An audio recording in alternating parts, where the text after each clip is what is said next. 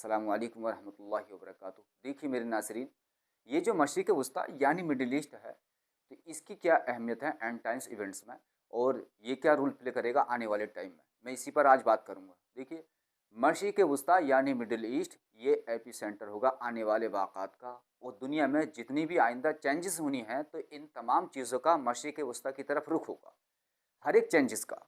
और ये तीनों मज़ाहिब यानी इस्लाम, ईसाइयत और यहूदियत, ये तीनों इल्हामी मज़ाहिब वो इस बात पर यकीन रखते हैं, इन तीनों का इत्तेफाक है कि ये जो अल कुद्स है, यरूशलेम है, यहाँ पर फाइनल बैटल होगा। फाइनल वार जो है वो अल कुद्स में लड़ी जाएगी, इसके गिरदो-नवाह में, शाम के इलाके में, जिसे इज़राइली रिवायत में आर्मागेडन कहते हैं। तो ये वहाँ पर फाइनल फैसला होगा, फैसला-कुन वार होगी हक़ और बातिल के लश्करों में। ठीक, अब तो हर कोई अपने आप को हक़ कहता है, दूसरे को बातिल कहता है, बट फैक्ट इसका ये जो अल कुद्स है वो लड़ाई का मकसद बन सकता है और बनेगा। मिडिल ईस्ट के सारे वाक़ात यरूशलेम सिटी से जुड़े हुए हैं। देखिए, बैतुल मुक़द्दस, मस्जिद अक़सा, थर्ड टेंपल के सारे वाक़ात को समझने के लिए और फिर इन वाक़ात को करंट इवेंट्स से जोड़कर, और फिर आप देखें कि सीरिया के बारे में मुख्तलिफ रिवायात हैं कि शाम जो है यानी सीरिया से फितना उठेगा। सीरिया में जब वैरानी हो, तबाही हो, कत्ल व गारत गिरी हो तो इंतज़ार करो। तो सीरिया ऑलरेडी डिस्ट्रॉय हो चुका है।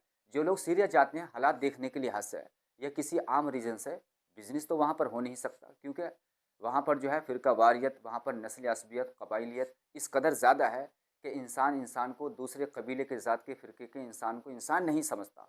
और वहाँ पर लड़ाइयाँ इतनी हो चुकी हैं, सिविल वार फैल चुकी हुई है, आलमी साजिश, रसिया इन्वॉल्व है, अमेरिका इन्वॉल्व है और मशरिक़ वस्ता के ममालिक शिया और सुन्नी झगड़े में इन्वॉल्व रहे हैं। तो ये तमाम चीज़ें मिलाकर जो है ना, एक ऐसा इम्पैक्ट क्रिएट हुआ कि सीरिया डिस्टर्ब हो चुका है।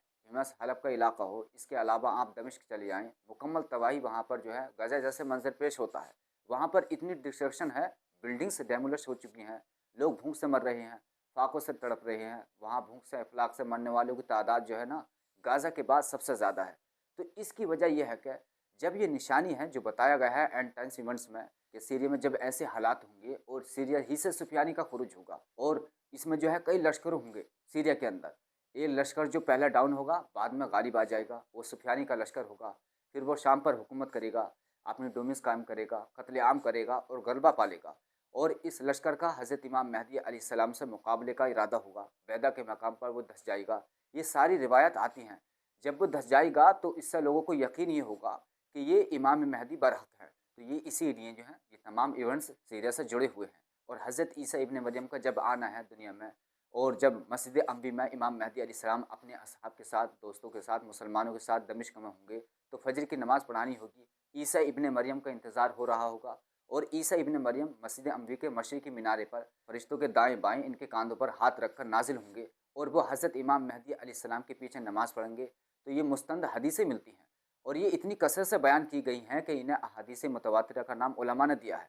अब देखिए, ईसाइयत का भी यकीन है कि फ़ाइनल बैटल होगी दो लश्करों के दरमियान, और यहूदियत का भी यकीन है। तो इस्लाम भी इस बारे में अपनी रिवायत रखता है कि आखिरी जंग जो होगी वो इमाम मेहदी अलैहिस्सलाम की क़यादत में होगी।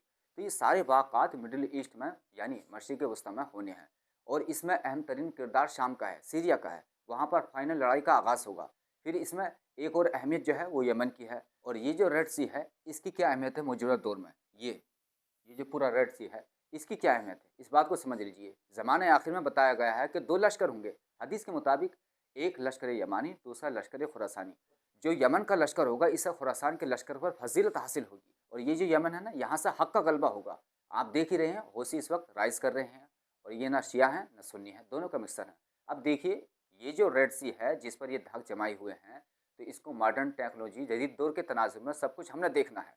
तो रेड सी को अगर आप मैप पर नज़र दौड़ाएँ रेड सी के, तो रेड सी के थ्रू पूरी दुनिया में जो है ट्रेड होती है, तिजारत होती है। अगर वो चाहें तो ना इस रेड सी में एक शिप खड़ा करके इसको ब्लॉक कर सकते हैं, जिसके नतीजे में जो है ना आधी दुनिया की तिजारत 40 से 50% जो है ऑयल और गैस की सप्लाई होती है ना, वो ब्लॉक कर सकते हैं ये लोग। और पूरी दुनिया की इंटरनेट केबल यमन के पास से गुजरती है, एशिया को इंटरनेट फराहम करती है। वो केबल तोड़कर पूरे एशिया का इंटरनेट से राब्ता तोड़ सकते हैं, बिलियन ट्रिलियंस डॉलर का लॉस कर सकते हैं। तो यमन के हाथ में दुनिया भर की तिजारत की कुंजी मौजूद है। अब ज़रा गौर करें तो हमारे जो जितने भी एंड टाइम्स इवेंट्स हैं, इसमें मिडिल ईस्ट के साथ पूरी दुनिया में ऐसे हालात डेवलप हो जाएंगे और ये कि तमाम की तमाम सारी दुनिया की बड़ी ताकतें जो हैं वो मशरिक़ वस्ता की तरफ रुख कर लेंगी। हालात वहीं से ही चैलेंज किए जाएंगे, वहीं पर लड़ाइयाँ होंगी, फाइनल बैटल जो होनी है हक और बातिल की, तो वो वहीं पर होगी जिसकी शुरुआत हो चुकी है।